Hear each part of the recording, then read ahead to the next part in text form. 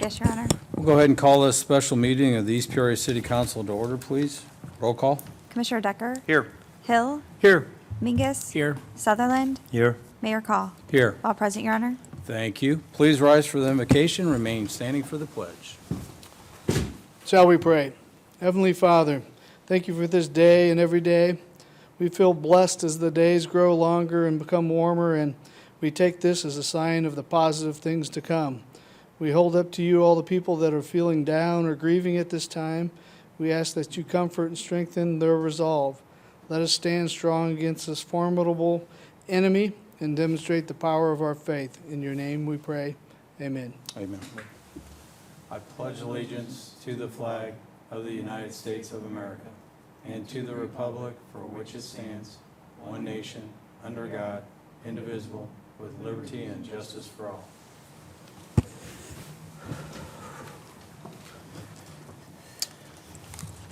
Do we have any minutes to approve? Not tonight, Your Honor. Not tonight. Very good. So as everyone is aware, we're still under the current restrictions, so we're running the public meeting a little differently, so public comment will be accepted via Zoom. Jeff, is there anyone wishing to speak to the council on an agenda item? If you wish to make a comment, please raise your hand on Zoom. I know there's going to be a slight delay, so we want to make sure that we get everybody in there. If you wish to make a comment to the council on an agenda item only.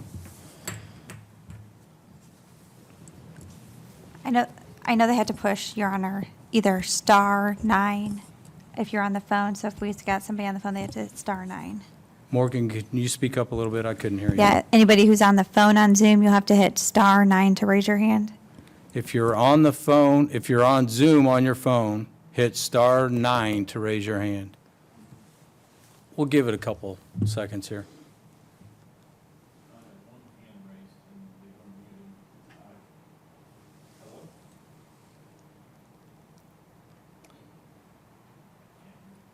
No.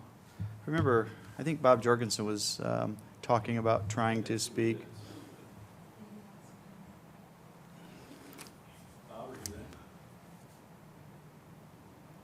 I could hear some background noise. Yeah.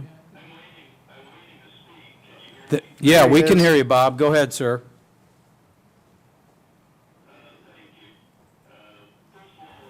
I'd like to thank the first responders, the people in the city that are helping everybody.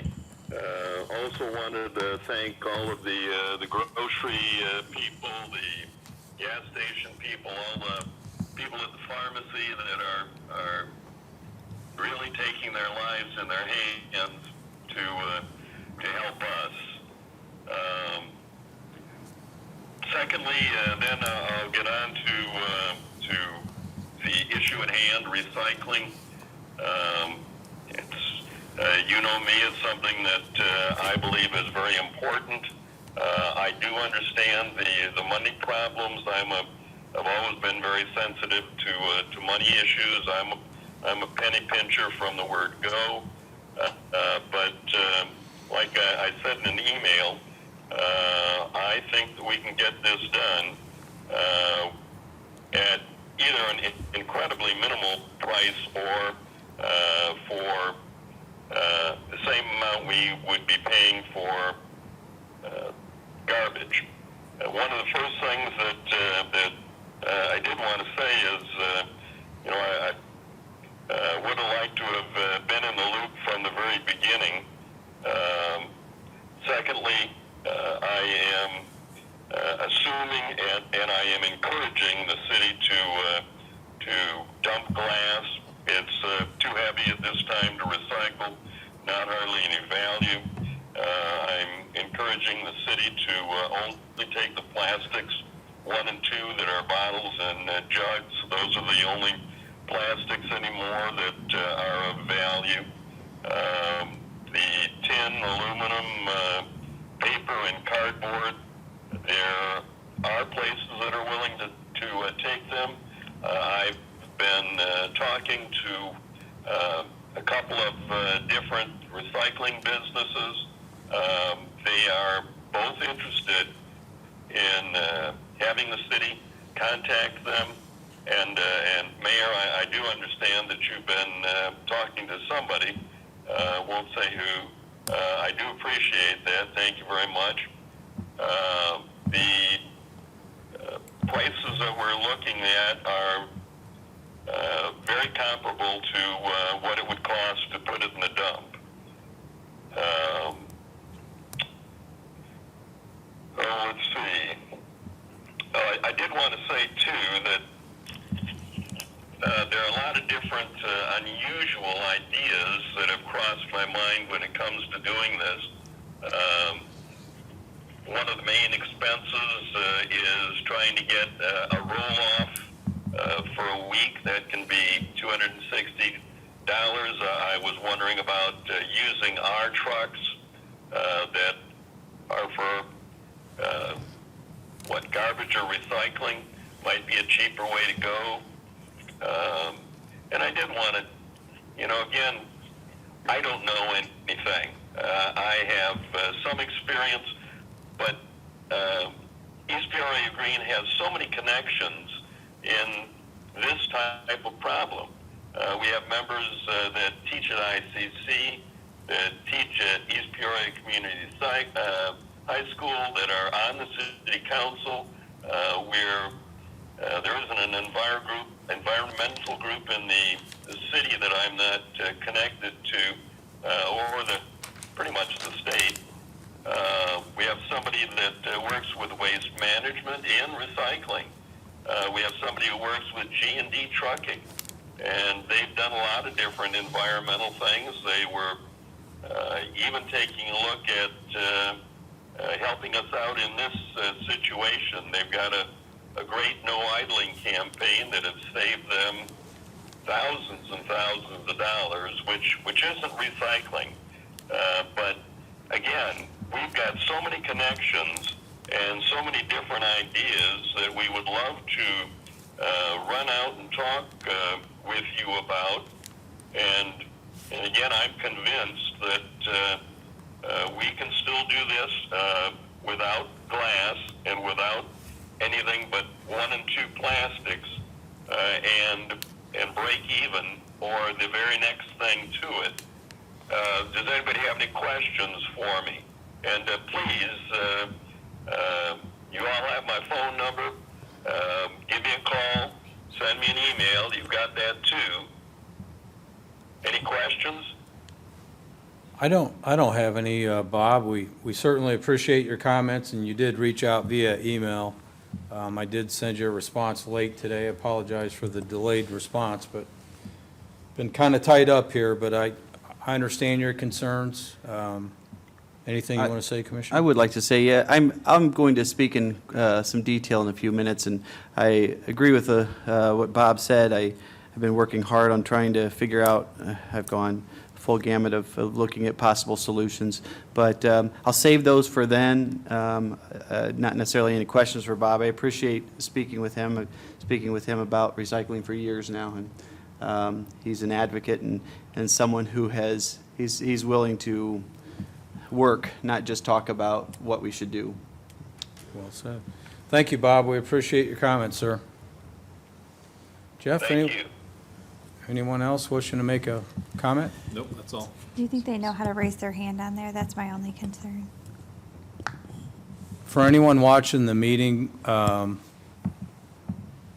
as far as raising your hand, if you're on Zoom on your phone, you hit *9.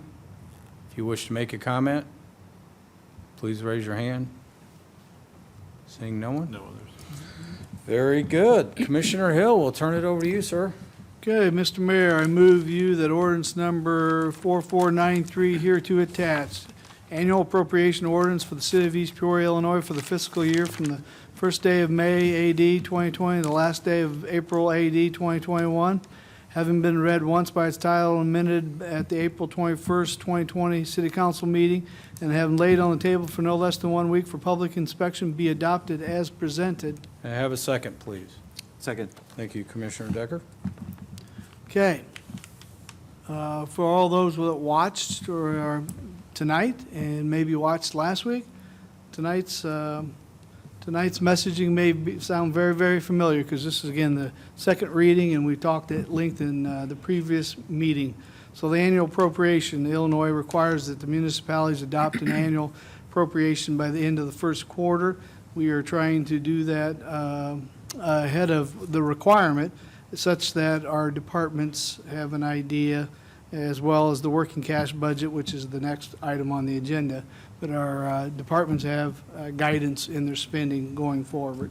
So again, this is the ordinance that provides our legal authority under which the city appropriates specific spending activities. Well said. Any comments from the council? Hearing none, roll call. Commissioner Decker? Aye. Hill? Aye. Mingus? Aye. Sutherland? Aye. Mayor Call? Aye. All present voting aye, Your Honor. Thank you. Okay, be it resolved by the Council of the City of East Peoria, Illinois, resolution number 1920-124, here to attach, a resolution to approve the working cash budget for the fiscal year for the first day of AD 2020 to the last day of April AD 2021 be approved. Mr. Mayor, I move you that this resolution number 1920-124 have been read once by its title as amended and presented at the April 21st, 2020 City Council meeting, and have laid on the table for no less than 1 week for public inspection be adopted as presented. May I have a second, please? Second. Thank you, Commissioner Mingus. Okay. As I alluded to in the previous statement, this is the working cash budget. And one of the reasons that it was amended in the last meeting and went through another first reading was that due to the COVID-19 pandemic, we were forced to revisit our working cash budget that we had initially presented, and we had to make some serious and hard cuts, and those were significant enough of change that we had to send our working cash budget back through the reading process. And so tonight, this is the second reading, and those cuts, as painful as they were, are the ones that we're presenting, and again, so that our departments have, from the beginning of our fiscal year, have direction on spending. Okay, prior to getting in the council comments, if you gentlemen don't mind, I'd like to go again through the department so you can give a brief overview of the changes. Start with Mike this time, kidding. Yeah. This, in Public Works, and I know we did this last week, and I should have made a list, but I did not. That's okay, I think I can remember. Obviously, recycling is the major topic of those areas in which I'm over. That, with the budget, will be suspended as it currently sits for 1 year. And I think that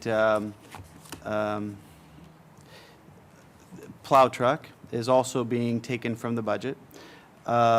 With our budget, solid waste, we are going to look at an RFP process to accept bids from other companies to see what their prices would be for the city of East Peoria. I did commit to entertaining that, and I'll certainly do that and give it all the effort that I can. I appreciate the Teamsters. The vote came after last meeting. Even though I figured that they probably would, the Teamsters are a great group of individuals who care deeply. They appreciate their jobs. They enjoy their jobs and all the benefits that it provides for their families. But they also love this community. There are excellent employees that work in Public Works, and those that work under me, I'm always impressed with the work that they do. They have given up their salary increases for the year, and obviously to some people out there that are suffering right now, that may not seem a lot, but it is. They didn't have to do that, and it was something that we have a contract in place with them, so they could have sat back and just said no, but they were quick to, in just speaking with them individually, quick to offer whatever assistance they could as employees to try to help the city get through this. Even though the cuts that are proposed are approximately 15%, we don't know for sure where this is going to land. So I do appreciate the efforts that they put forth. Mayor, I'm trying to think as I speak if there are other areas. I think that's you- it, though. Yeah, I think you hit them pretty well. Commissioner Hill? Okay, just like everybody that's sitting up here, from the accounts and finance perspective, accounts, finance, IT, and planning and community development. And even larger than that, even some of the other administrative areas within City Hall went through and can't say that cut any fat. The fat wasn't there to begin with, but we've cut everything that's physically possible in some of the in all those areas that I just mentioned. And then as far as in code enforcement, we've had reduction of hours of employees, and we have one person that we're not bringing back for this year. Then in facilities, there were some cuts as well, some things that we're not going to do that may have needed to be done, but we can furlough those and wait another year. And I think that was about it. But Commissioner Angus? Yeah, fire, and I made a little notes as the other commissioners were speaking. I had one last week.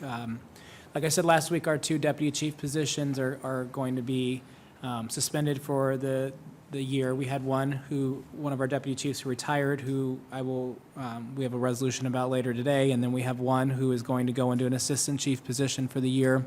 So those 2 positions are positions that we're going to have open. The fire union, like the Teamsters, made some concessions that were appreciated. One of them was they gave up their raise, just like Commissioner Decker talked about, which is appreciated. They also gave up their clothing allowance for the year to help us. We are going to sell whatever equipment we might be able to sell, pickup truck or some other equipment, and the command staff went through line item by line item to look at any additional cuts as far as supplies or materials. And we looked at our contractual services, primarily one with Northern Tazewell Fire for ambulance service that we looked at that we will not have next year. And I think that in the 5 minutes maybe I had to write everything down and remember, that pretty much covers our cuts. It got us to 15% like the other departments. Very good. Commissioner Sutherland? I think what I have to say is just nothing but a repeat from last week, and that is because of I'm going to guess again, nearly $900,000 that was taken out of the budget for installing new water lines, sewer lines up off of Highview Road, which included curbs, street, which included areas for the sump pumps to discharge their water and keep it out of our sanitary system, has been put off indefinitely until we get fiscally back. And that doesn't really sound like a lot until these things start failing. And when they start failing and people get backups in their homes because of the heavy rains that we've been having and stuff like that, the only reason that they're having that is because of the infrastructure is failing and there's backups in the system.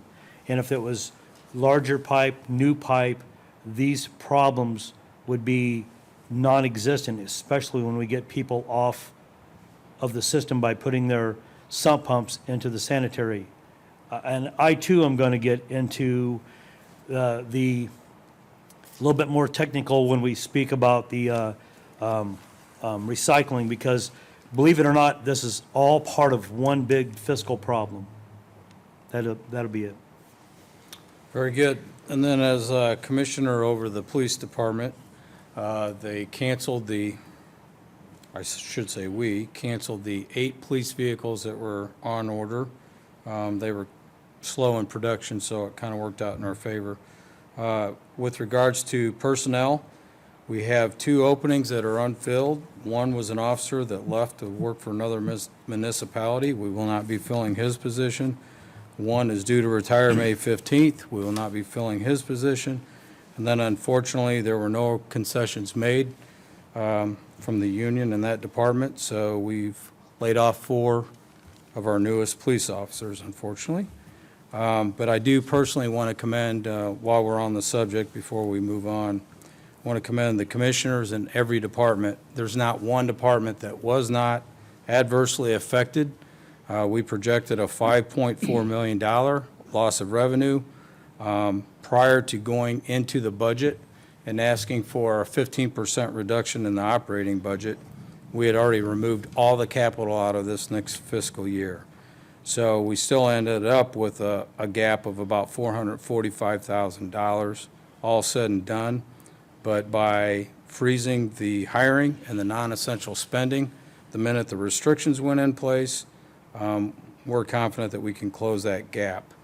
And then I think Commissioner Hill may have touched on it, but since I also represent some of the non-represented working here at City Hall, they have a wage freeze as well in this fiscal year. So personally want to thank IAFF Local 1498 and Teamsters Local 627 for your willingness to work with the city during these difficult times. It's duly noted. That'd be it. Roll call? Mayor, Oh, can we yeah, go ahead. speak about the budget itself? Yeah, And absolutely. it's been Yeah, this- any comments you I'm want? sorry. Maybe I should have done that then. I do want to say a couple things about recycling specifically. Last week, I mentioned that I'm going to try for the next week to figure out a way to fund enough that we can leave recycling in. And I can't, with good conscience, say I've done that. I've attempted to. I think everybody can recognize my attempts. I was working really hard on it and had a setback that I'll mention a little while later. But as Commissioner Hill stated, there's not fat in the budgets. It's just not. We just don't have a lot of things that one could say, oh, they don't need that. They don't need that. Anything we cut out of any of our budgets is cutting service, anything. So as much as I would like to sit here tonight and pound my fist on the table and not support this, the only way I would do that is if I had a solution that is obvious and I was sure was workable. And I can't come tonight and say that this is a better way. I think we all have hopes that we might be able to go in some different directions. I look at,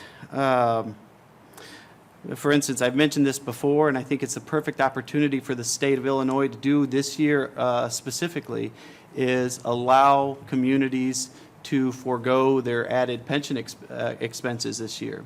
For the city of East Peoria, that would mean about $4.3 million that I wouldn't suggest spending all at once. I'd suggest that spending some to bring back some services like recycling, but then maybe some of our people. But otherwise, we could continue to shore up our finances. So if we have a second strain in the winter, we can be better prepared for it.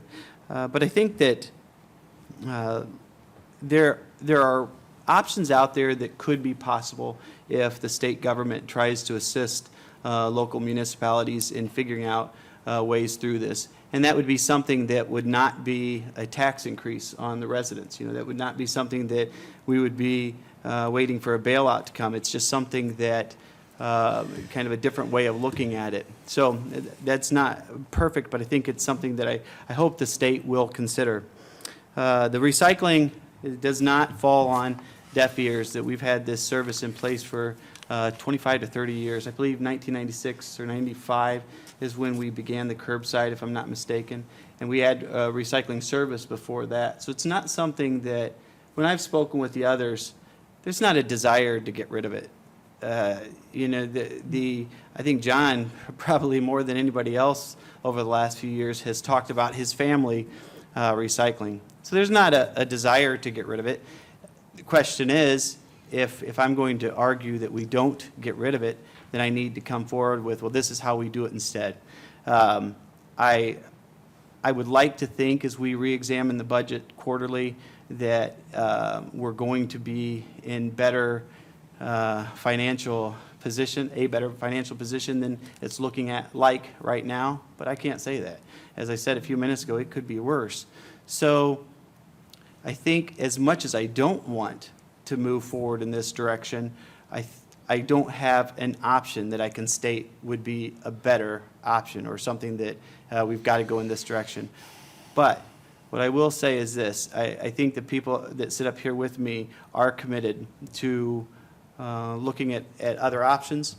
I've not heard anybody to just say we don't want recycling in East Peoria. I've heard the opposite, that, hey, I recycle as well. I don't want to see it go away. However, when you only have $9 and you have $10 worth of expenses, you got to figure out where to cut. So this is what it is. It does keep everybody employed in my portion of Public Works, that along with some other things as well. The way I look at it, the service itself, I believe, costs around $181,000 for the year. There are some questions as far as how much the savings are, and I'm not going to get into that because it just take too long. It's not worth it. What I'm getting at is this. In order to start curbside recycling, we have to get a revenue stream or positive revenue that would support starting it up again. So I'm hopeful that it won't be a year, but I'm also committed that come next year, the budget that Rick puts forward will have recycling in it. Many questions have been out there about the toters that have been purchased. Those toters can still be used for garbage if you'd like. I'm personally not going to at home just because I don't want to get it all dirty. But I also want to challenge you with one other thing, that there are still options to recycle. And the more I see in the world, the more I believe that we've got to become better at reusing our materials instead of just consuming all the time. I watched, anybody want to see a really good video? I think we all received this in an email. Midwest Fiber, it's the contractor that takes our recycling from East Peoria. But they have on their website, it says our virtual material recovery facility. You can go to it and you can click on it, and it shows the facility itself. It shows how the recyclables are brought there. First starts with an end loader, put into a big, something that I would, as a kid, watch on television a little, I don't know,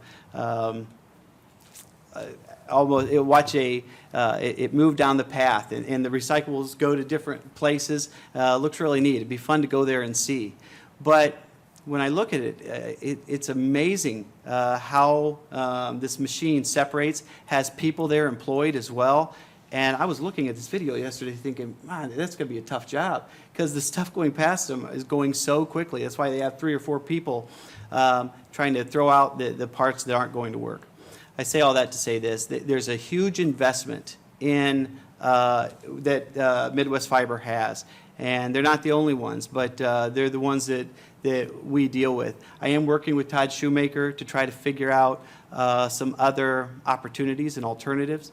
Not only him, others as well. PDC has been a great partner. They early on spoke about how the residents of East Peoria can bring our recyclables, and I meant to have the addresses for you before I came tonight and did not think about it till right now. But they have 2 facilities that they will allow residents of East Peoria to bring recyclables to over the next year, so you don't just have to throw them away. The crux of all this, one crux of all this is this, that right now recyclables are more expensive to process. Their tipping fees are more, then they have to be transferred and so on. That did not used to be the case. And for that reason, never before was garbage a better option, but right now it is, unfortunately. I believe the overall expense of recyclables are somewhere around $70 to $75 a ton, whereas garbage is, I believe, $56 a ton. So, as I said last week, if there is ever a time to do this, it would be this year. Having said that, Todd Shoemaker wrote in an email, talked about some of the possibilities, some of the things that are being looked at in the United States. It's a commodity like anything else, so hopeful those costs are going to drive down. I say all that so I get to this point. Even though we are going to vote tonight for the budget that's going to not contain curbside recycling, it's not something I'm going to give up on, and I appreciate my colleagues' support in that it's something that they are willing to bring back as well as soon as we can afford it. So I am going to, in the meantime, look for opportunities, whether it be a place here in East Peoria, a place that, whether we can work with the Green Team or others to facilitate some sort of a drop-off at times, but it's not something I'm going to forget about. And I appreciate the many comments that I've received. If you have more, if anybody has suggestions, if anybody would like to become part of the Green Team and the effort that they're going to make to try to continue recycling for people, please let me know. I even saw on Facebook this week a gentleman defending the council, telling somebody that their decision to do this is just to not have curbside. But that doesn't mean you can't recycle. He even offered for a small fee to go around and pick up people's recyclables and take them to one of the PDC locations, I believe. So I am going to vote yes tonight with the understanding that I'm supportive, or I'm appreciative of you all being willing to look at this as we go throughout the year. Mayor, Yes, sir. may I? Yeah, absolutely. I'd like to jump in here. I'm going to talk more about recycling later on, but the way that the rules are set up, we can talk one-on-one to each other, but we can't really get together without a formal setting, which really is bureaucratically slow. I am not used to that. I turn on a dime. And what Dan just said, and I haven't been able to talk to Dan this week for a whole bunch of reasons, but what Dan just said, Dan, I'm in. I have property in the county just outside of East Peoria. I have 2 or 3 pieces of property that are commercial pieces of property. I've already talked to dumpster people that are probably going to be willing to put some drop-offs off for us. The problem is we need somebody from the green side to sit there in a lawn chair all day long and make sure somebody doesn't abuse like they always do with chemicals and paint and tires yeah. and television and parts of refrigerators. If we can pull this off, I'm 100% in. And I also think, I like your idea that I think that we should put a group together, and you and I be a part of it if possible, and have as many people as you feel comfortable with on that group and meet like an hour, hour and a half before the city council meetings and meet over this whole entire time until we're financially back on site, because there's all sorts of ways to handle this and look at it. I'm in, 100%. That's great. I Okay. appreciate that. Yes. Wow. Kumbaya, man. Yeah. Other comments from the council? Quick comment on recycling, and this is not just defense of Commissioner Decker, but this entire process. I had a few people reach out, those that have made calls into City Hall, even those that were angry at first, tended to be very understanding of the circumstances. I just want people to understand, we didn't create the problem that we're dealing with today. We had to make some very, very tough decisions. And the reason why nobody had notice is we worked on this all the way up to probably an hour prior to the last meeting. And that was just going through the budget as a whole. As I told Bob in my response to him today, it got down so lean that you're looking at people or reduced services. And unfortunately, we went reduced not unfortunately, it was fortunate for the employees, it was the right decision. But it came down to reducing services, and then you had to put those in priority. So this was a difficult decision. It wasn't easy. I do want to touch on 2 other things on recycling real quick. People said, are my property taxes going to be lowered? Just an FYI, and this is a fact, property taxes do not, I repeat, do not cover the cost of the recycling program. This is covered out of general fund revenues. That was shifted out of property taxes about 3 years ago under the previous city administrator that we had on board. And in fairness to him, the reason why the property taxes that we've held steady for, 15, 16 years, maybe longer,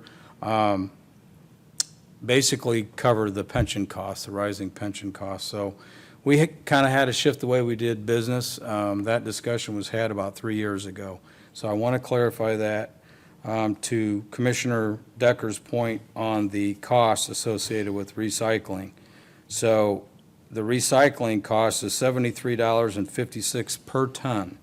So Midwest, it's $66.56 per ton, And then we have a $7 per ton processing fee from Waste Management compared to solid waste, which in 2019, these are 2019 prices. These were what we were invoiced. Solid waste was $54.10. So I just want to clarify that. Those are just facts. It's not meant to discount anybody up here. It was a tough decision that had to be made. Hopefully we weather this just like everybody else, and we can get back on track in short order. So, but once again, I appreciate all the efforts on the budget. It was tough, a lot of tough decisions, but I think we have a plan and we'll move forward. Roll call? Commissioner Decker? Aye. Hill? Aye. Mingus? Aye. Sutherland? Aye. Mayor Call? Aye. All present voting aye, Your Honor. Thank you. Okay, be it resolved by the Council of the City of East Peoria, Illinois, Resolution Number 1920-138 here to attach, resolution regarding renewal of group term life insurance policy for city employees with Standard Insurance Company be approved. Mr. Mayor, I move you that this resolution number 1920-138, having been read once by its title and having laid on the table for no less than 1 week, be, for 1 week for inspection, be adopted as presented. May I have a second, please? Second. Thank you, Commissioner Mingus. Okay, the resolution is, as it states, the city maintains a group term life insurance for its employees, and it's overseen by the city's Insurance and Benefits Committee. And so its Standard Insurance Company has offered a 1-year renewal at the current rates with no change in benefits. And so this Standard Insurance has been the partner with the city since 1998. And again, they're maintaining the current level of benefits at no increase in charge. So the recommendation is to pass this resolution. Very good. Comments from the council? Hearing none. Roll call? Commissioner Decker? Aye. Hill? Aye. Mingus? Aye. Sutherland? Aye. Mayor Call? Aye. All present voting aye, Your Honor. Thank you. Be it resolved by the Council of the City of East Peoria, Illinois, that Resolution 1920-139 here to attach, resolution regarding revisions to the city's group health insurance plan, be approved. Mr. Mayor, I move you that this resolution number 1920-139, having been read once by its title and having laid on the table for no less than 1 week for public inspection, be adopted as presented. May I have a second, please? Second. Thank you, Commissioner Mingus. Okay. Again, as we noted last week and are repeating this week, the Insurance and Benefits Committee has went through as the current fiscal year ends, and our next one is right around the corner, have went through all the insurance-related, I'll say topics. And in this particular case, as part of the annual review of the health care plan, they also review the plan document. And the plan document is updated with changes that have occurred through the last year. And in this particular case, there's three main ones: change of the utilization management services to precedents, revisions and some preventive care benefits, providing coverage for mammograms and colonoscopies, and again, a planned amendment approved by the mayor on an emergency basis based on the COVID-19 pandemic. So all those changes to the plan document were made. Very good. Comments from the council? Mayor, like last time, I speak with Dennis about this stuff routinely, and I go through these with him. As I did last time, this and the next 4 items, due to my employment, just wanting to make sure that there's no conflict. I'm going to abstain on each of those. Very good. Other comments from the council? Hearing none. Roll call? Commissioner Decker? Aye. Hill? Aye. I'm sorry, Yeah, abstain. Thank you. Commissioner Hill? Aye. That was a good Mingus? one. Everyone catch your breath. Sutherland? That's an aye. Mayor Call? Aye. I have 4 ayes and 1 abstention, Your Honor. Very good. Thank you.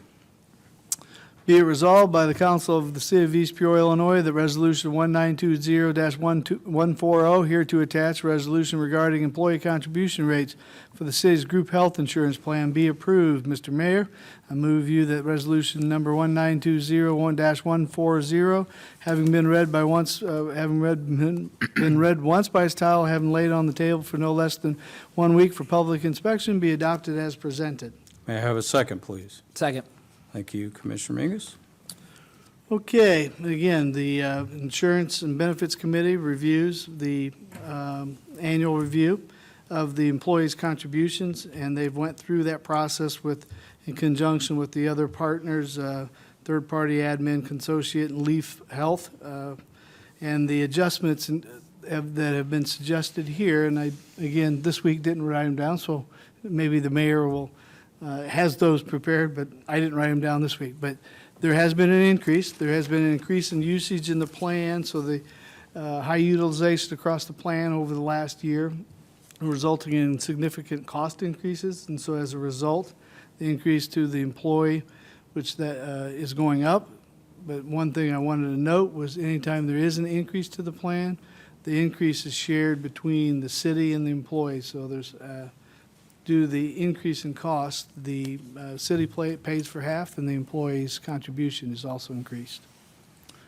Well said. Comments from the council? I'll just go ahead and share those. I do have those increases available. These will be effective May 1, 2020. The increased costs are due to utilization. On the on the PPO plan, individual will be $191.50. That's an increase of $24.84. Individual plus children, $298.54. That's an increase of $52.42. Individual and spouse, $346.12. That's an increase of $82.38. The family PPO plan is $477.36. That's an increase of $13.72. On the high deductible plan, individual, $161.50. That's an increase of $24.84. Individual plus children, $253.54. That's an increase of $42.42. Individual plus spouse is $296.12. That's an increase of $82.38. And family high deductible plan is $402.36 for an increase of $13.72. Roll call? Commissioner Decker? Abstain. Hill? Aye. Mingus? Aye. Sutherland? Aye. Mayor Call? Aye. All present, or 4 ayes and 1 abstention, Your Honor. Thank you. Be it resolved by the Council of the City of East Peoria, Illinois, that resolution number 1920-141 here to attached, a resolution regarding the utilization manager for the city's group health insurance plan be approved. Mr. Mayor, I move you that this resolution number 1920-141, having been read once by its title and having laid on the table for no less than 1 week for public inspection, be adopted as presented. May I have a second, please? Second. Thank you, Commissioner Mingus.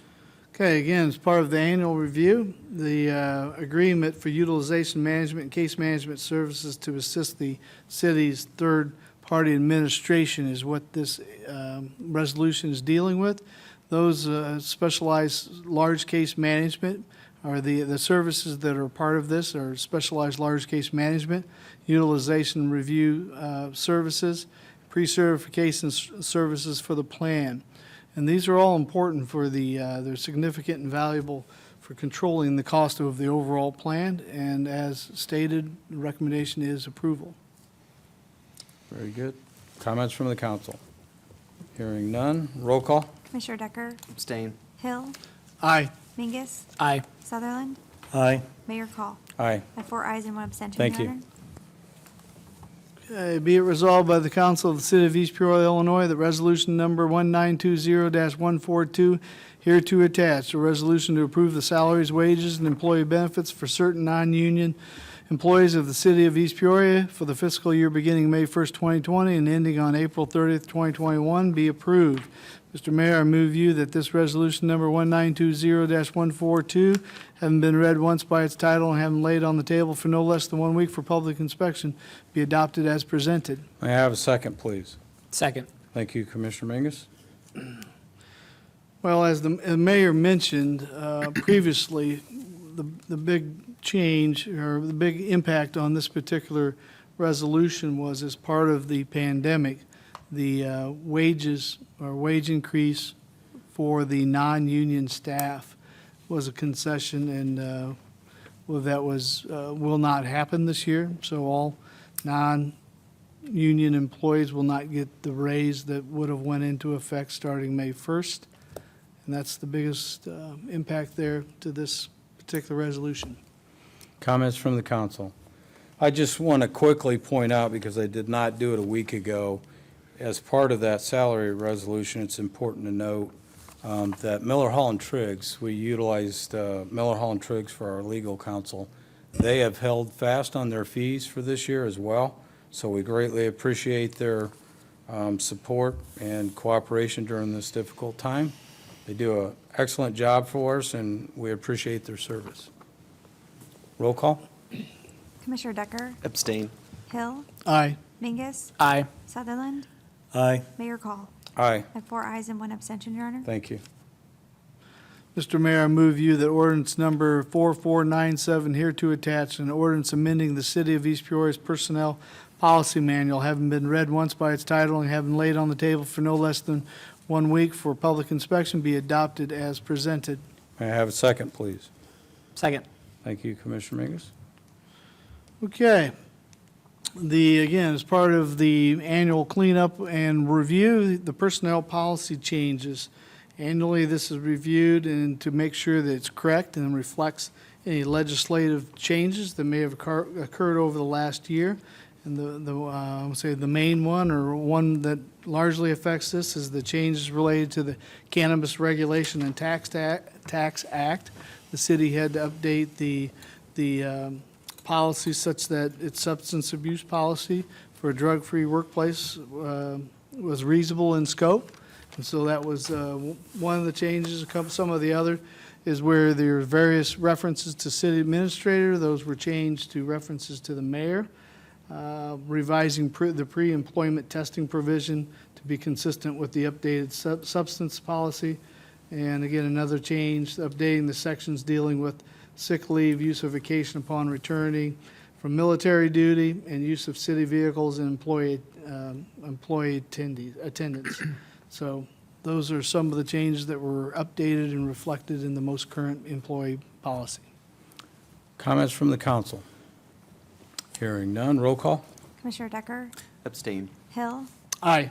Mingus? Aye. Sutherland? Aye. Mayor Call? Aye. I have 4 ayes and 1 abstention, Your Honor. Thank you. But, Mr. Mayor, that's it for me. Okay, Commissioner Decker. I have nothing right now, Mayor. Very good. Commissioner Sutherland. I, sir, have nothing also. Okay. Commissioner Mingus. I have 2 items tonight, Your Honor. First item, where resolution number 1920-145, whereas Brett Brown has been continuously employed by the city from November 1st, 1994 through May 1st, 2020, most recently occupying the position of deputy fire chief. Whereas Brett Brown announced his intention to retire from employment effective at the end of the day on May 1st, 2020. Whereas the city is appreciative of the long and continued service provided by Brett Brown. And whereas it is in the best interest of the city to execute the attached separation agreement. Now therefore be it resolved by the council of the City of East Peoria, Tazewell County, Illinois, that Section 1, the above recitals are found to be true and correct. Section 2, the mayor is hereby authorized to execute the separation agreement with such changes as the mayor in his sole discretion may decide are in the best interest of the City of East Peoria. Mr. Mayor, I move you that resolution number 1920-145 be adopted as presented. May I have a second, please? Second. Thank you, Commissioner Decker. Thank you, Commissioner Decker. This is the separation agreement for one of our deputy chiefs I mentioned in the budget conversation, Brett Brown. He is retiring after, I guess I'd have to do the math, but he's been with us for a long time. I've gotten to know Brett over the last year being in this position, and I can say that he's an extremely good firefighter, excellent firefighter, has a wealth of knowledge, and we will miss him tremendously. I wish him luck in retirement. I think he'll probably enjoy some time fishing and spending some time maybe on a lake and enjoying himself, and I just want to wish him good luck and wish him well. Well said. Commissioner Decker, I know you want Yes. to comment. I tell you what, Brett is someone I've known for almost 30 years.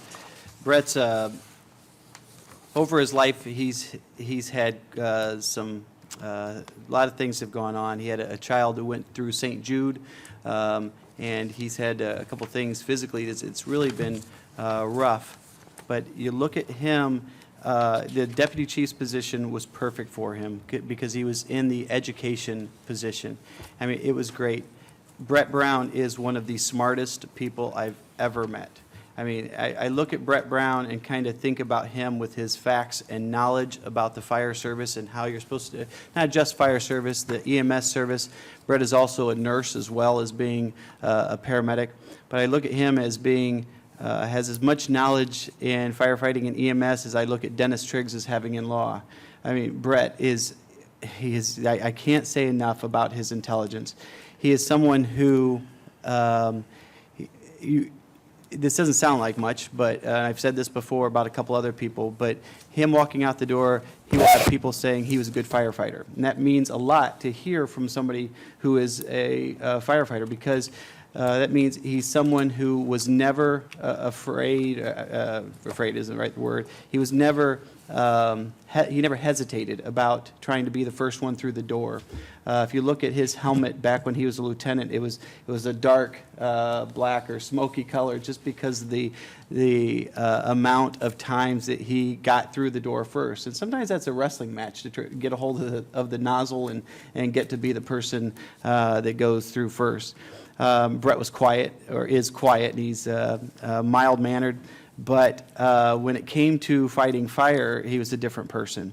I've been through a lot of situations with him, and the one firefighting situation that we both came close to a very bad situation, it was with him. And he, being in a situation with Brett, you trusted everything that he said, because he's like the person that gives you, he could teach an education class, but you ask him about a topic just off the cuff, and he will give you information on that topic that you would have thought that he had planned for a week on.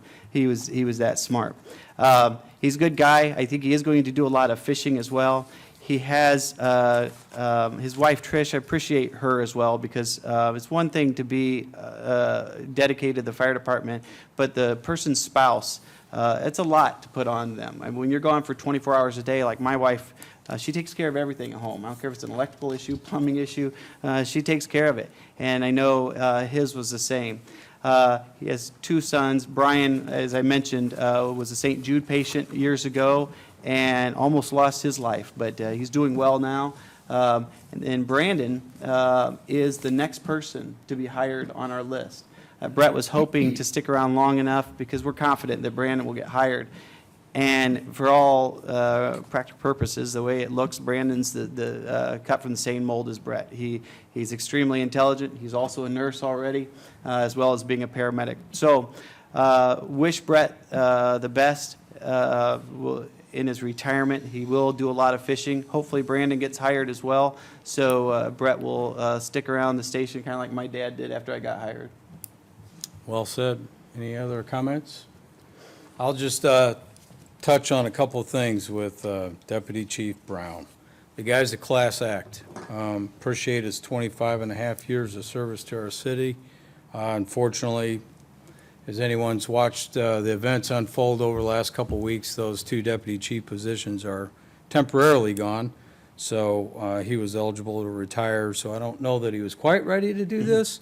So this kind of pushed him along, but we are forever grateful for his service. Like I said, he is a class act. As I've done for the last 5 years on separation agreements, I do always like to point out the payouts that are due to the employee. For Mr. Brown, you're looking at 3 installments of $22,060.42. The first one being on or before May 31st of 2020. The second one on or before January 15th, 2021. And the third on or before January 15th, 2022. So, wish you well, sir.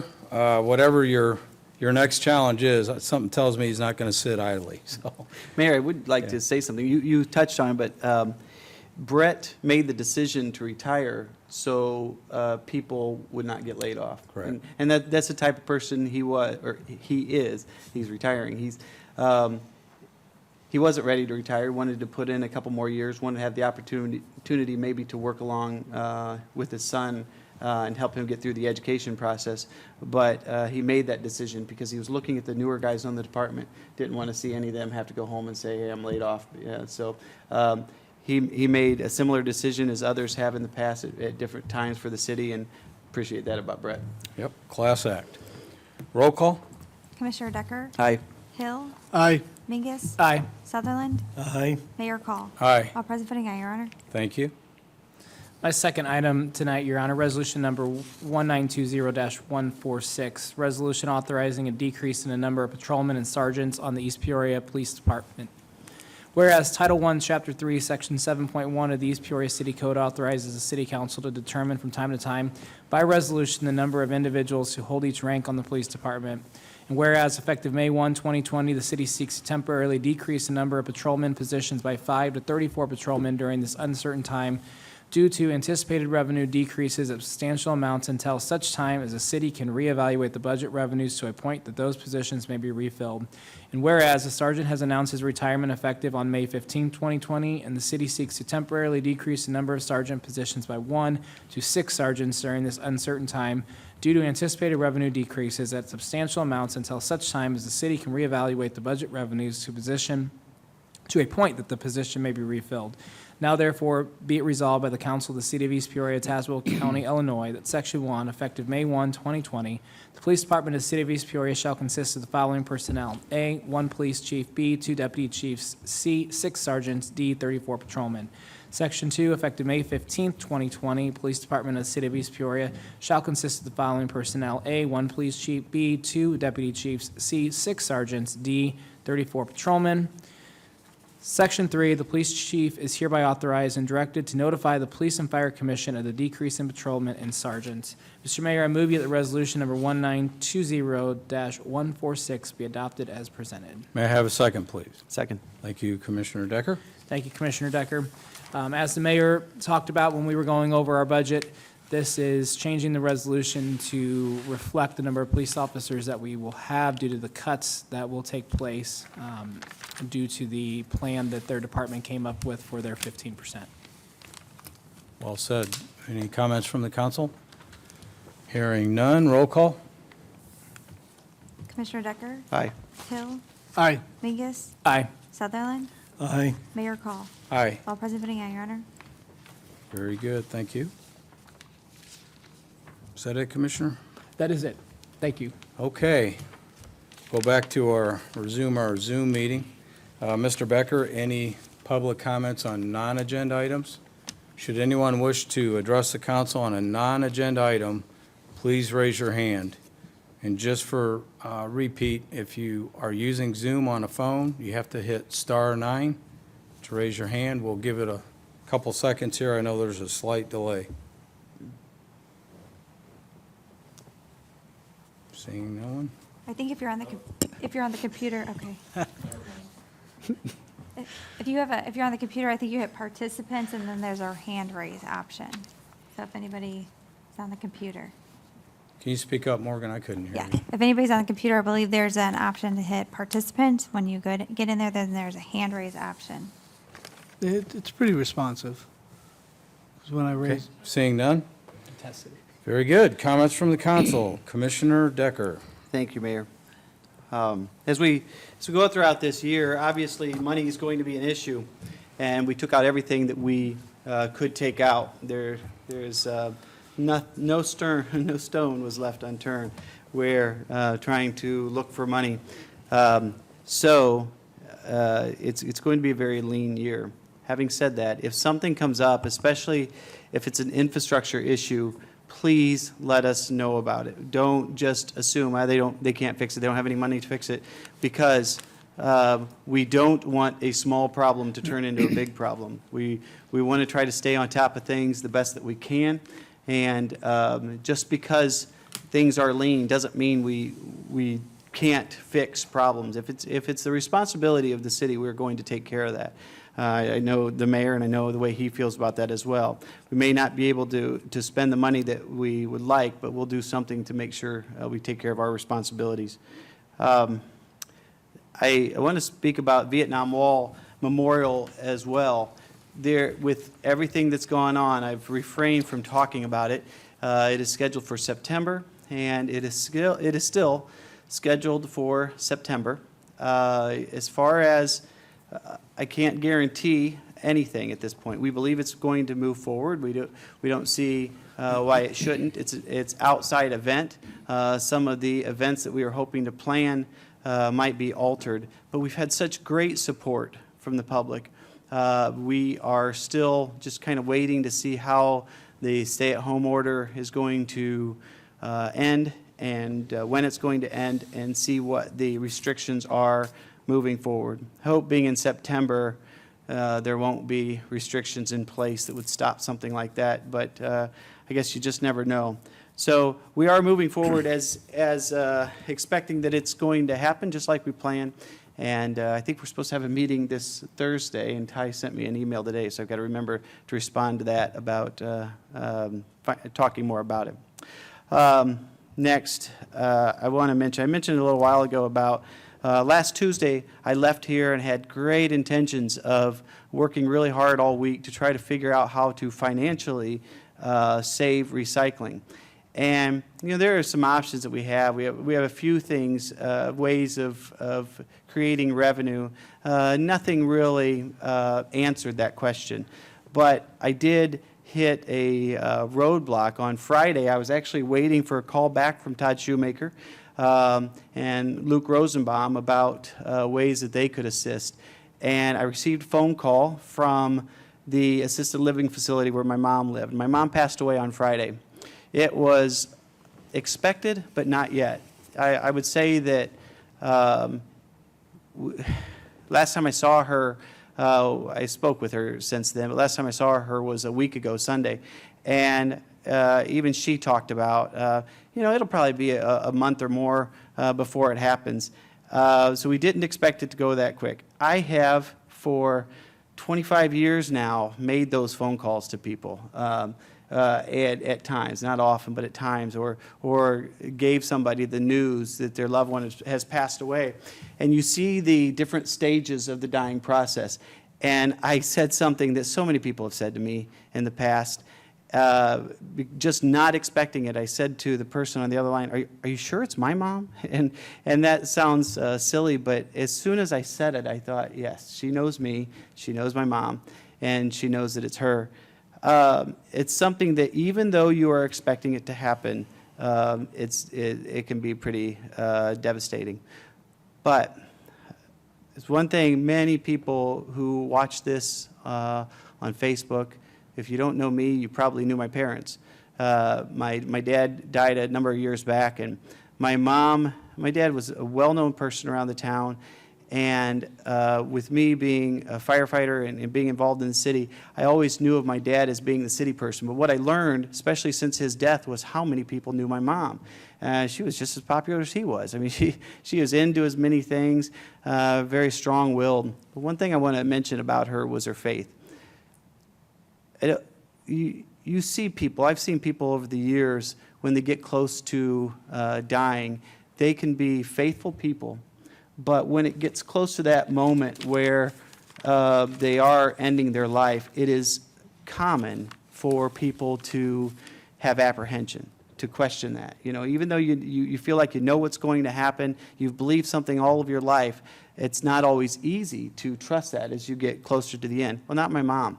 A year ago, I'm not trying to be depressing. It's kind of funny the way that she dealt with this. A year ago, she called me and told me that her cancer had come back.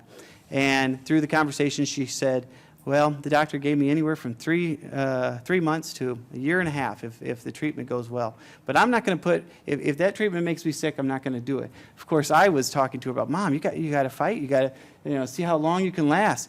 And she said, oh, no, I know what's going to happen to me. I know I'm going to heaven. I'm okay with that. So you guys just have to make sure you get there as well so you can see me.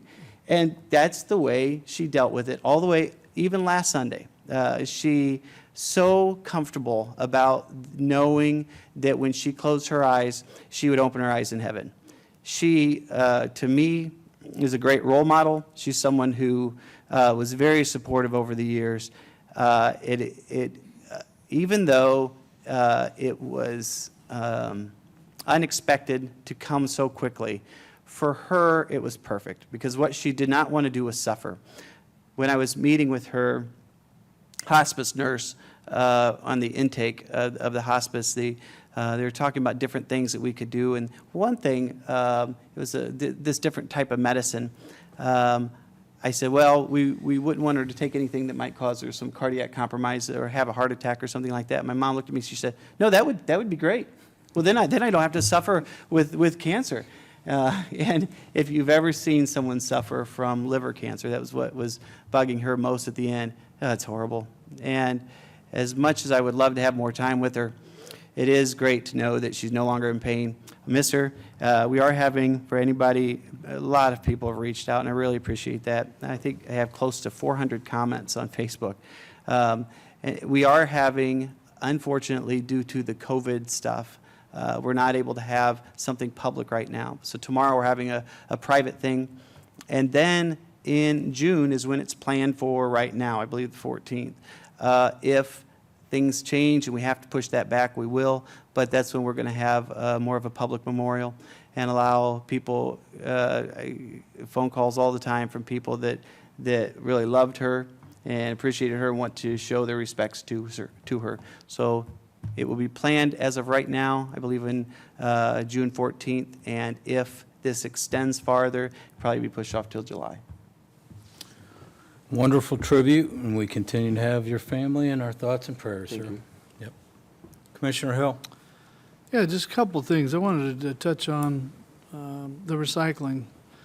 I, too, received a couple of inquiries from residents, and even, I think, the same gentleman from Midwest Fiber may have been talking to me, because then at some point he said, oh, we got to It was go. me, Commissioner yes. Decker's calling, so I talked to him at length, and again, I appreciated the conversations that I had.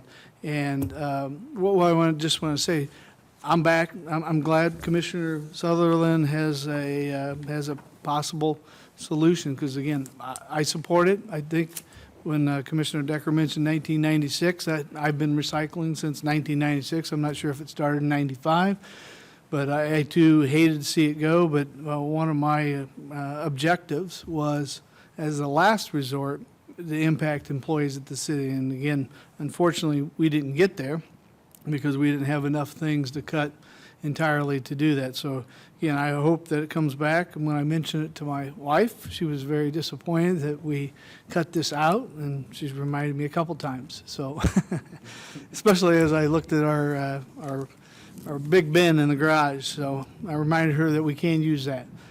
So again, I hope we find a solution. We do have to find, I think that the challenge would be a cost effective, and maybe we need to look at that. And as Commissioner Decker said, we need to approach it differently. The market's there or not there. Maybe it comes back. Again, maybe it takes more governmental action at a larger level, whether it be state or even national, to drive incentives for use of recycling materials in order to drive some of these costs and create a market for those. So that being said, the other thing I wanted to touch on was, there's a lot of numbers being thrown out on a daily basis related to the COVID-19.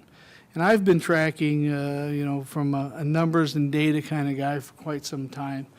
And so the one thing I want to encourage our overall residents is that, question the numbers, no matter who they may come from, because of the as we sit there, and there's probably too much information on a daily basis. If you dial into the governor's press conference at 2:30 and the Peoria County one at 3:34, and the president's whenever he decides to interrupt the news media, there's a lot of information going by. And the one we care about most, obviously, is the one here at the state of Illinois level.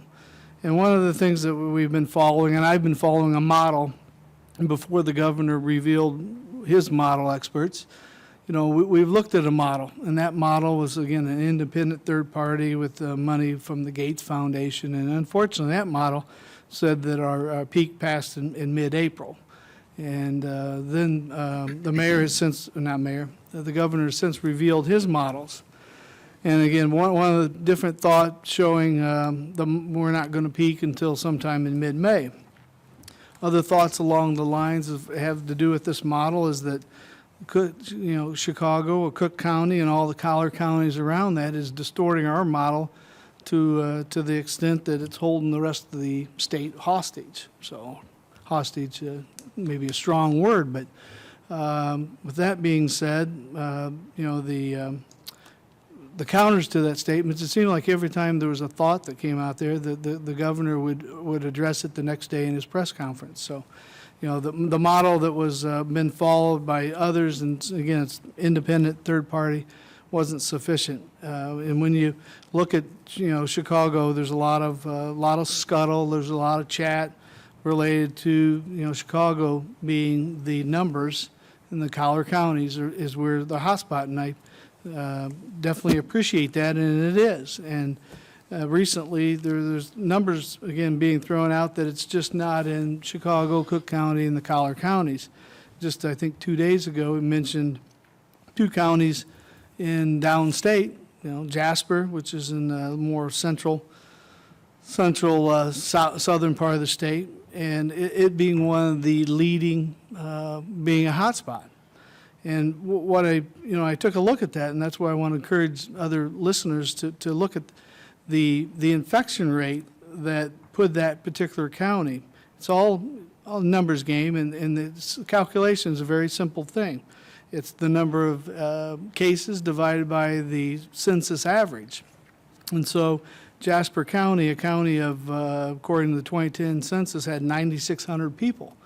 And the reason their number was a hotspot is because they have 41 cases and 2 deaths. And the other county downstate that was listed as a hotspot, and an explanation of why it's just not Chicagoland that is the hottest.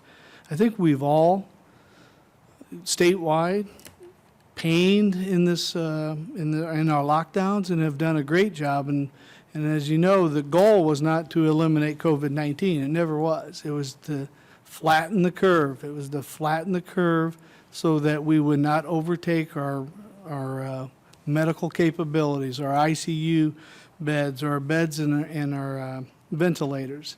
And again, you look at the various numbers and you question where they come from.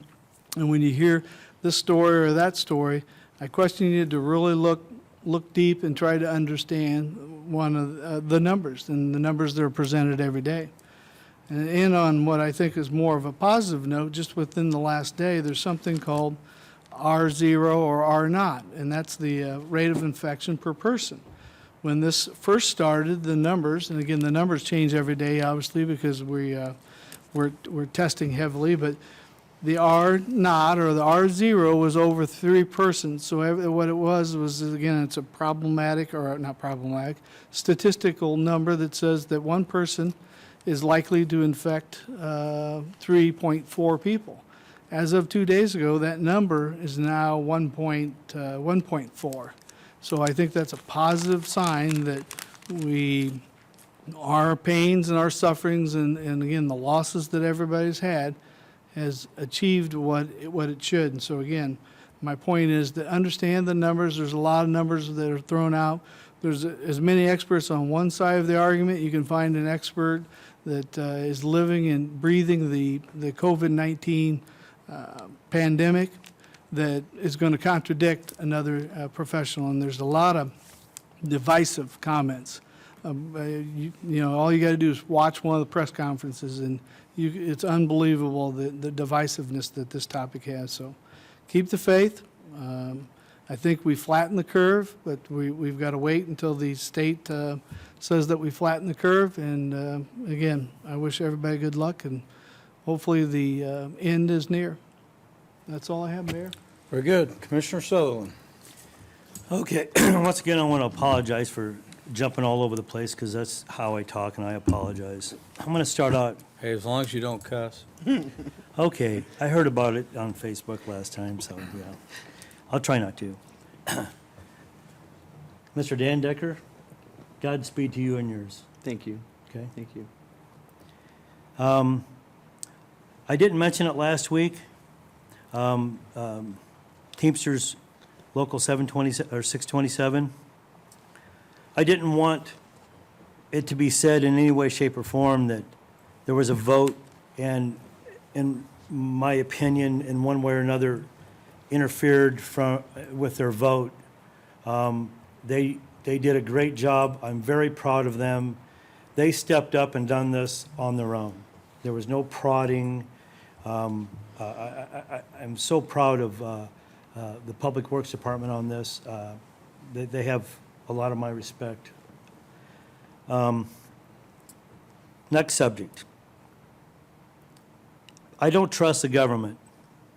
I don't trust any lifelong elected officials. I can't think of one thing that the government has done a good job at, especially in the state of Illinois.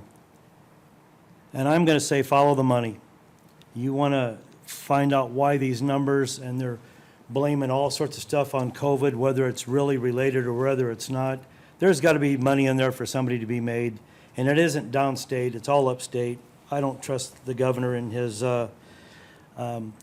depiction of this, because once again, I want to say that we have lots of small towns down here, including East Peoria to a point, that these little small towns with the farmers, they've got one little local restaurant, they've got one barber shop, they got one beauty shop, they've got an antique place, and these places are virtually shut down, and they're taking a hit, and they may never come back. These people won't have anything to go back to. There is no recovery. You can't give them $2,500 and send them back to work. It ain't going to happen. So I just say, whatever happens, follow the money, if you really want to know. One of these days, maybe we'll find out. Let's jump over to recycling. Listen, like everybody else here, I've been recycling for a long time, but I take my recycling to a different level. I don't have a lot in my recycling bin. I buy my milk in glass bottles. I buy everything that I possibly can that gets taken back. I don't buy a lot of packaging when I buy something. I know that when Ange goes to the grocery store, sure, we have a few boxes of cereal, but mostly we just have the bags, and it's not a bulky thing. You're doing the best you can, and I try to stay with paper and cardboard, because unless there's wax on them, they're nearly 100% recyclable. Having said that, if you want to know what's going on in recycling, you don't have to listen to my opinion when somebody says, I say 7 out of 9 loads get rejected. It's true. I mean, a good recycling center gets around 50% recycled, and the other 50% is discarded. If you don't believe it, you can go look it up on Google yourself. Just ask the question, does your recycled garbage really get recycled? And you can word it any way you want, and you're going to see article after article, lawsuit after lawsuit in every one of the 50 states. And every state has got lawsuits going. Every city has got a problem, and every county has got a problem. Just to put things in perspective, if a city has enough tonnage, they get a rate at the landfill where it actually all goes of approximately $20 a ton, 23, 24, 25, depending on how they bring it. If they have to use a dumping platform to tip it and not have an actual truck that has its own cylinders, they bring these 100-yard trucks in, and they put them on a platform like you see at Libby's, and they tip them, and if you go there, you're going to be paying in the mid-20s. If you take it to a transfer station, whether it be up in Robine or anywhere else, you're going to be paying in the mid-50s. And then if you take it to a recycling place, you're going to be paying in the mid-70s. So what happens is, what really ticks me off, and I'm going to try to make this perfectly clear, especially in this time of cost cutting, but I've been saying we need to do something about this garbage recycling thing since the day I swore in. And that is that a company that can take, let's just say 50%, let's say 70%, give them the benefit of the doubt, and they take 30% of $70 a ton, which is lots of tonnage, and then just ship it over to the landfill. But we don't get credit for that money in between. We still have to pay it. And that's wrong. That is absolutely wrong. I don't know if our contracts could be amended to that, if it's rejected. But then again, I understand their point. If people are throwing stuff in the recycling that can't be recycled, it's a lot of manpower to undo that. So how do you do that? I mean, really, how do you do it? Because I catch myself putting stuff in as plastic when the triangle is not the correct number. Everybody needs to know all this stuff, and not everybody's going to learn it. You can't have enough information on your refrigerator and be able to sort it out and do the proper thing without some great changes being made. So I think if you don't pollute from the beginning, you won't have to recycle a lot. And one of the things is about my passion about the waste of money in recycling is I have 2 sections in East Peoria which my sewer lines and manholes are exposed, and a rain like we've had the last couple, 2 or 3 days, may be running in the creeks as we speak. That is pollution. That is absolute pollution, which goes directly into our rivers. During this rain 2 days ago, we filled up millions of gallons of holding areas in our plants, and it went straight into the river and straight into the creek. I'm not supposed to be, I probably shouldn't be saying that this is a problem, but all we have to do to rectify that problem is, legally right now, is to send a letter off to the EPA and say, hey, listen, we've had a problem, and they won't get mad at us, they understand, and it goes on. But we shouldn't have this problem, because when it rains like this, I'm going to say it, not everybody's running to the washing machine or running to the toilet and flushing and using that all at the same time. It's people putting their sump pump water directly into their system. When we have 6,400 houses in this area, and say 5,000 of them are pumping 4,000 gallons an hour for a day or two, that's millions of gallons. So if you really want to be a part of something, start at your own house. Don't pump into the sewer system. Buy stuff that you don't have to recycle, that it doesn't take up a lot of space or isn't packaged in 5 or 6 layers to make it look like you got something really important. Other than that, I'm going to say one thing about the guys working down there at the sewer treatment plants that's going on as we speak. They're diligently, in this weather, are doing the right thing, because in the midst of all this weather and stuff, they are protecting the river, and they're working and getting things done where one little thing left undone will allow something to go the wrong direction with the position that they're at right now. So I think they're doing a bang-up job, and I want to give credit where credit is due. And I really would like to get this group together. If we can put something together with people that are knowledgeable about waste and people that are knowledgeable about recycling, and try to work something out. But I think we're a fool if people that really love to recycle know that we know that we're paying $70 a ton and it's getting thrown away in a dump, even part of it, and it could be rectified, they would hold us all accountable on our feet to the fire, and rightfully so. I'm done. Okay, Commissioner Mingus. Just have one quick thing, Your Honor. and you touched on it, and it's indirectly related to recycling, but it's really related to the city's finances. The mayor touched on the fact that recycling isn't paid for through property tax, it's paid for through other funds. And I think just for residents in the city to understand, I guess, go back, I read a lot of the comments on Facebook when it came to recycling, and there were a lot of comments about what does my property tax pay for, and some questions as far as the revenues of the city. And I think it's important at this time, and not only now, but in the future when things open up, for all residents of East Peoria to realize that we do have our property tax, and the mayor is right. I think that rate's been held steady. I think it's over 15 years. I think it's closer to It's over 20, 25 years. 22, I believe. 22 years that we've held that steady. So we've said this before, when you look at your property tax every year, if your property taxes go up, it's not the city that's raising your property tax. You need to look at the other entities that are doing that.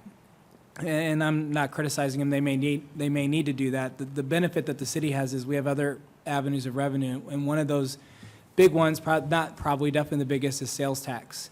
And another big one is the revenue that we get from the gambling vote. And so right now, those are two money streams that are big for the city that are not coming in.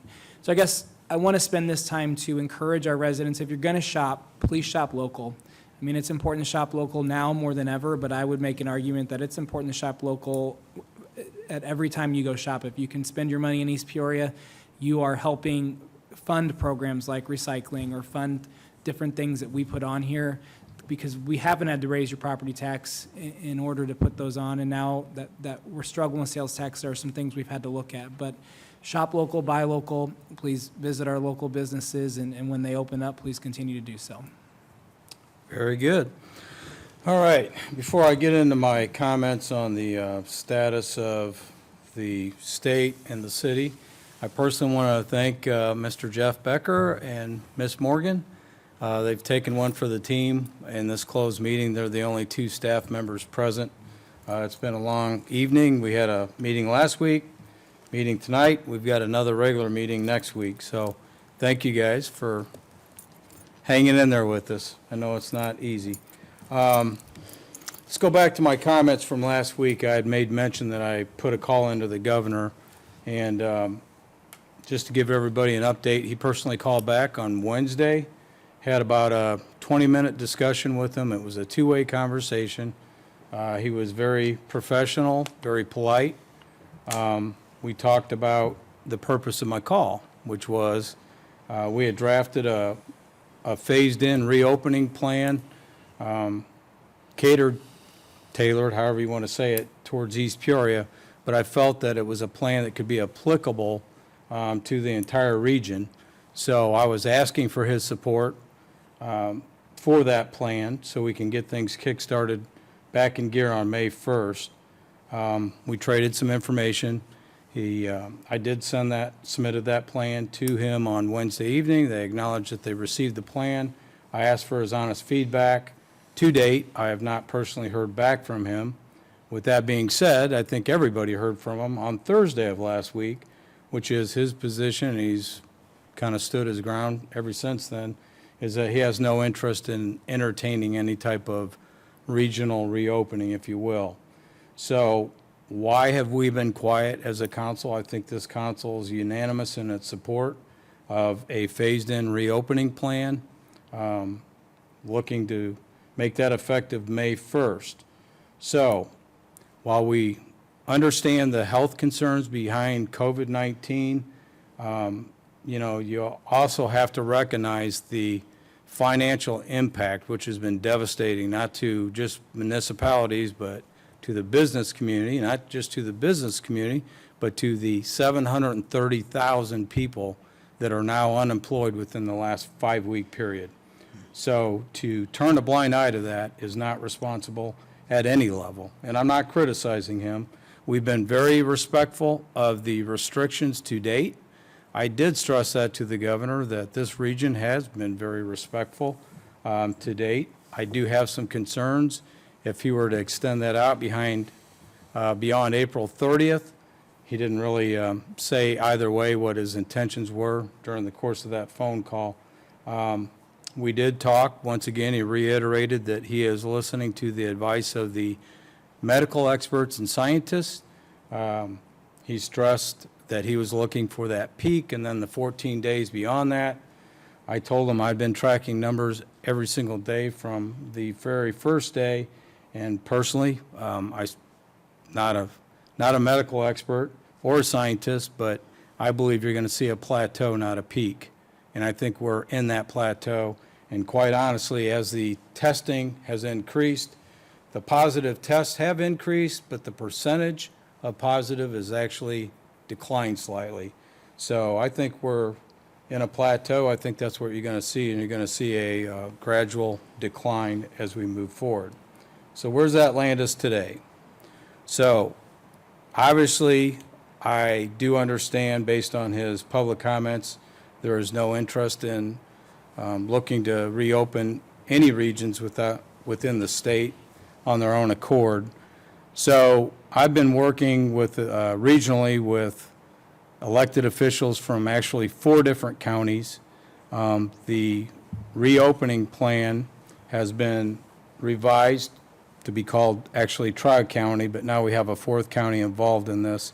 And there's a vast majority of elected officials would like to reapproach the governor with this plan. It's a phased-in reopening, which actually, according to the plan, begins on May 1st, and it's a 2-month reopening process through July 1st. So obviously, there's a lot of moving parts to this. I will update people. As of right now, prior to the council meeting, we have 18 signatories on this that will be going to the governor tomorrow. So we shall wait and see what his response is. My hope is, after the ruling that took place yesterday, and I'm not going to get political by any means, we want to remain respectful. I've called for people to please be understanding during these times. A lot of difficult decisions. We've never been tested in this, not in my lifetime anyway, at any level. So, we try not to be critical of the decisions made to date, but I think we need to be responsible moving forward.